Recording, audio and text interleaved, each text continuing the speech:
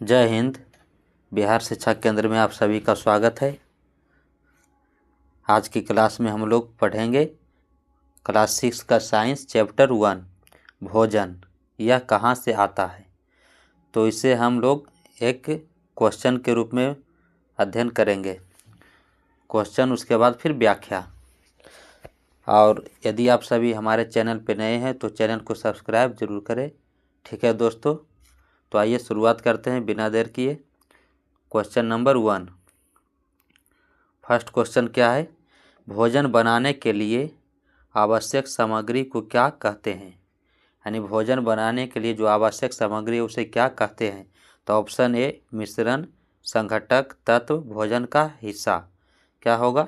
तो भोजन बनाने के लिए जो आवश्यक सामग्री है उसे संघटक कहते हैं। क्या बोलते हैं? संघटक, संघटक। तो व्याख्या देख लेते हैं। संघटक किसे बोलते हैं? तो किसी भी व्यंजन को तैयार करने के लिए, किसी भी व्यंजन को तैयार करने के लिए जिन कच्ची सामग्रियों की आवश्यकता होती है उसे क्या बोला जाता है? संघटक।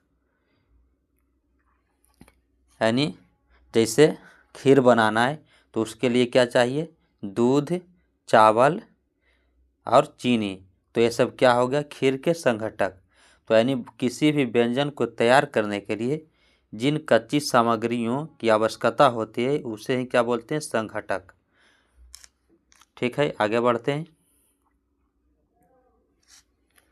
पके हुए चावल बनाने के लिए हमें कितने संघटकों की आवश्यकता होती है?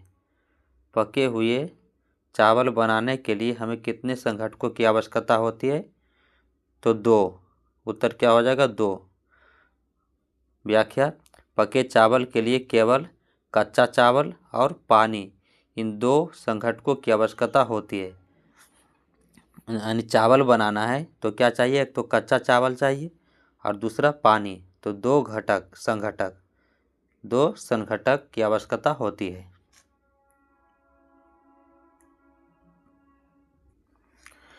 इनमें से कौन सा खाद्य पदार्थ जंतुओं से प्राप्त होता है? कौन सा खाद्य पदार्थ है जो जंतुओं से प्राप्त होता है? गेहूं, फल, शहद, चावल। क्या हो जाएगा? ऑप्शन सी, गा, शहद।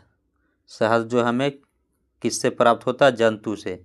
शहद मधुमक्खियों द्वारा बनाया जाता है जो एक जंतु उत्पाद है। अन्य सभी पादप यानी पौधे उत्पाद हैं। गेहूं हमें कहाँ से मिलता है? पौधे से।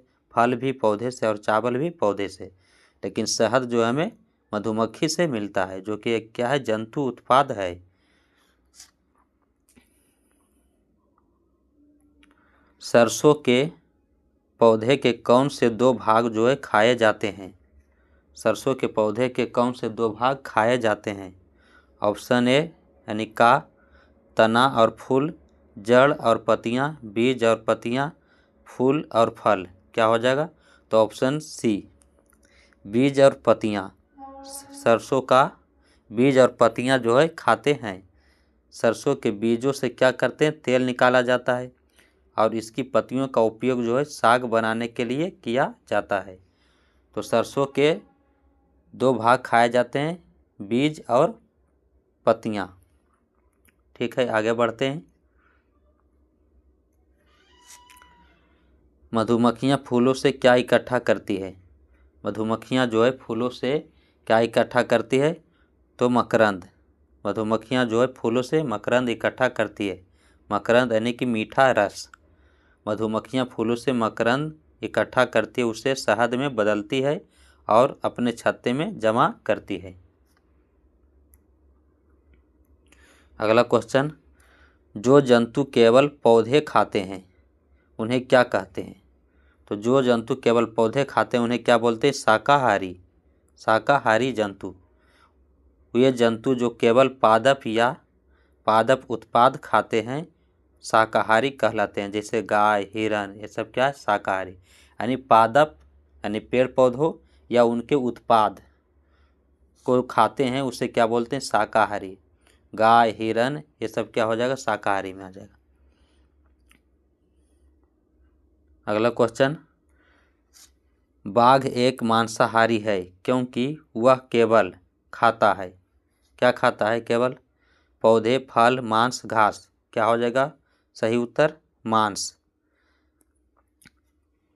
मांस खाने वाले जीवों को मांसाहारी कहा जाता है। तो बाघ कौन सा जंतु है? मांसाहारी। तो जो केवल मांस खाता है उसे क्या बोलेंगे? मांसाहारी। मांसाहारी जंतु। इनमें से सर्वाहारी जीव कौन सा है? सर्वाहारी जीव कौन सा है? शेर, गाय, कौवा, खरगोश। तो ऑप्शन कौन सा सही हो जाएगा? कौवा। कौवा जो है क्या है? सर्वाहारी है। व्याख्या: सर्वाहारी वे जीव हैं जो पौधों और जंतुओं दोनों को खाते हैं, यानी पौधे या पौधे के उत्पाद और जंतु दोनों को खाते हैं, उसे क्या बोलते हैं? सर्वाहारी। कौवा रोटी और कीड़े दोनों खाता है, इसलिए कौवा क्या है? सर्वाहारी। अगला क्वेश्चन, हिरन केवल पादप उत्पाद खाता है, इसलिए इसे कहते हैं शाकाहारी। हिरन जो है केवल पादप उत्पाद खाता है, इसीलिए इसे क्या बोलते हैं? शाकाहारी जंतु।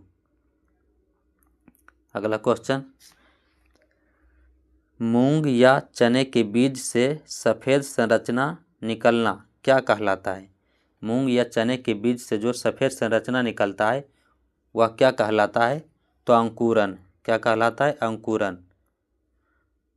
जब बीजों को गीले कपड़े में लपेट कर रखा जाता है तो उनसे नन्हे अंकुर निकलते हैं, जिसे अंकुरन कहते हैं। यानी बीजों को, चना का बीज या मूंग का, जब कपड़े से लपेट करके रखा जाता है तो उनसे क्या निकलता है? अंकुरन। भिगो करके रखा जाता है तो अंकुरन निकलता है, इसे अंकुर निकलते हैं, इसे क्या बोलते हैं? अंकुरन कहते हैं।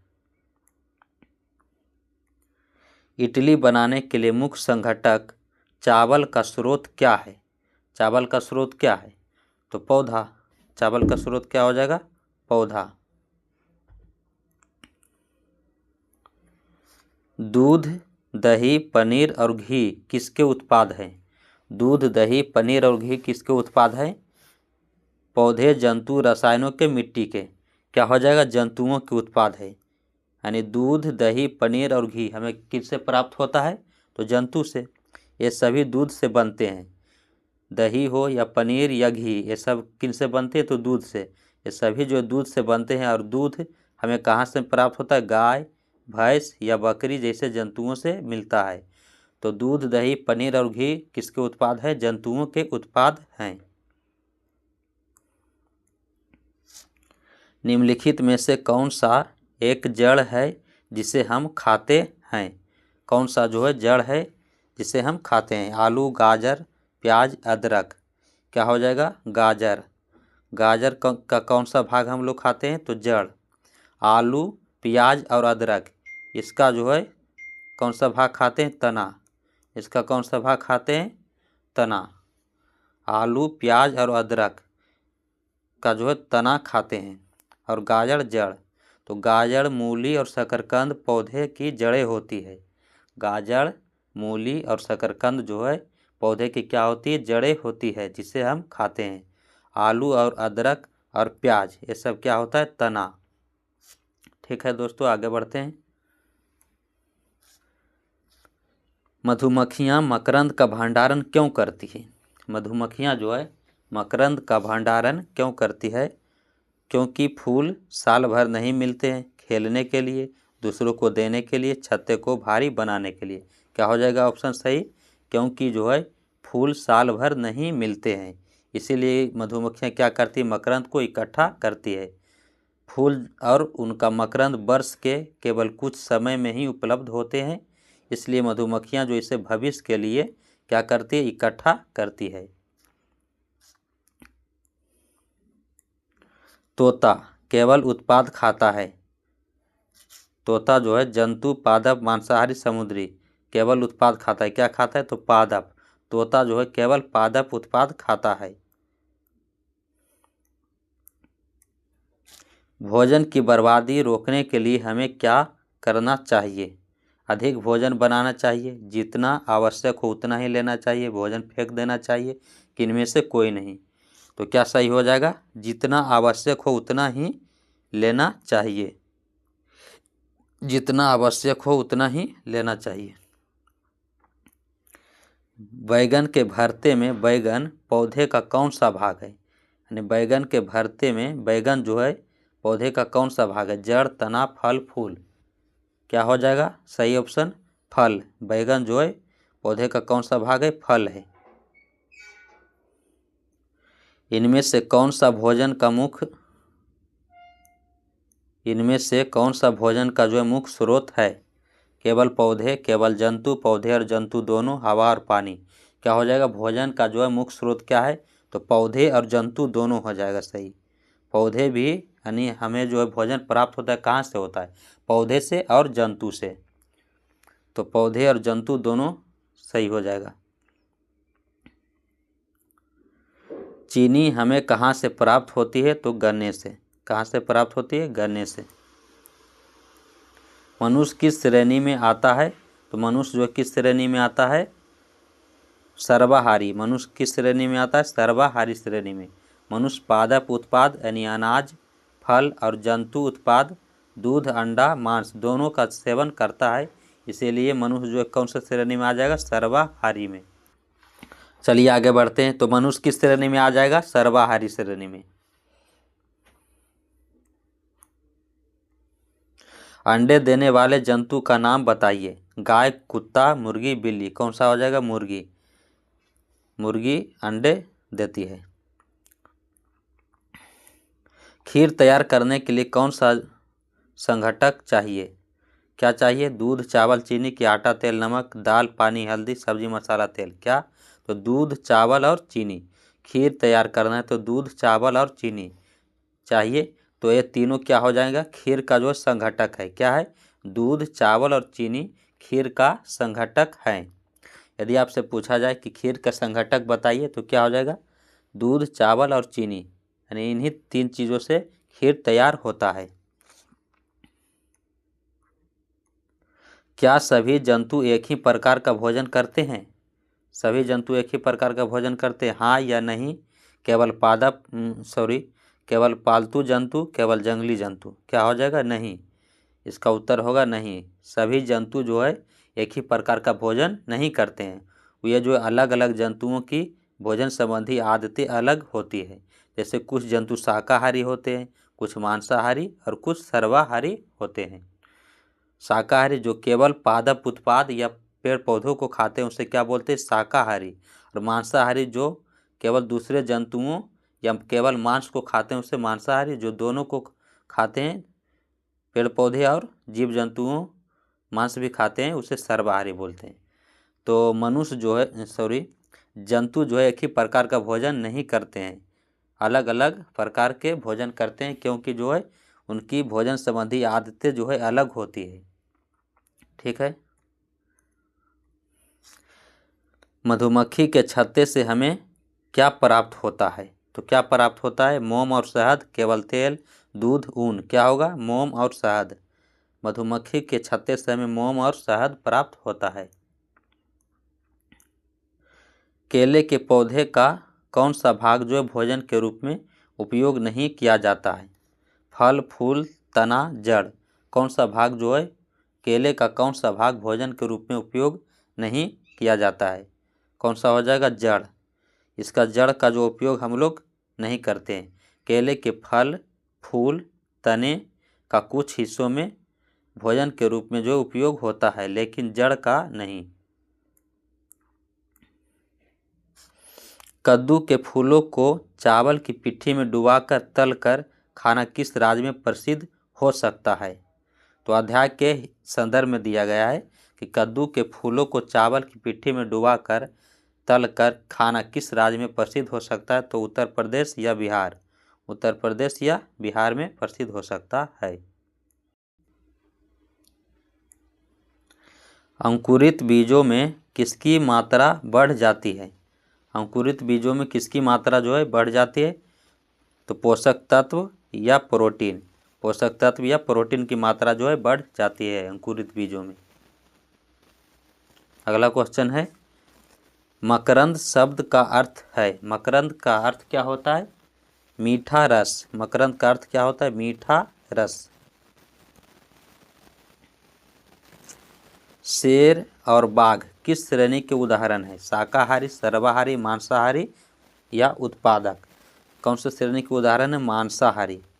मांसाहारी। हमारे देश में भोजन की कमी को दूर करने के लिए क्या आवश्यक है? अधिक भोजन का उत्पादन, भोजन का उचित वितरण, भोजन की बर्बादी को रोकना, उपरोक्त सभी। तो क्या हो जाएगा? उपरोक्त सभी। यानी अधिक भोजन का उत्पादन करना, भोजन की उचित वितरण, यानी सभी तक जो है उचित तरीके से पहुंचना चाहिए, और भोजन की बर्बादी को रोकना। तो ये तीनों जो है कमी को दूर कर सकते हैं। भोजन की कमी को दूर करने के लिए ये तीनों आवश्यक है: अधिक भोजन का उत्पादन, भोजन का उचित वितरण, भोजन की बर्बादी को रोकना। तो उपरोक्त सभी सही आंसर हो जाएगा।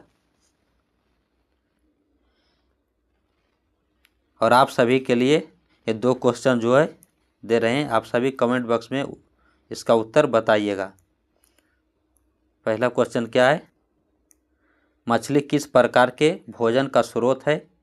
इसका उत्तर जरूर कमेंट बॉक्स में दीजिएगा। केले के पौधे का जो है कौन सा भाग खाया जा सकता है? ये दोनों क्वेश्चन का जो उत्तर आप सभी कमेंट बॉक्स में ज़रूर दीजिएगा। ठीक है दोस्तों, आज के लिए इतना ही। धन्यवाद। अपना ख्याल रखें।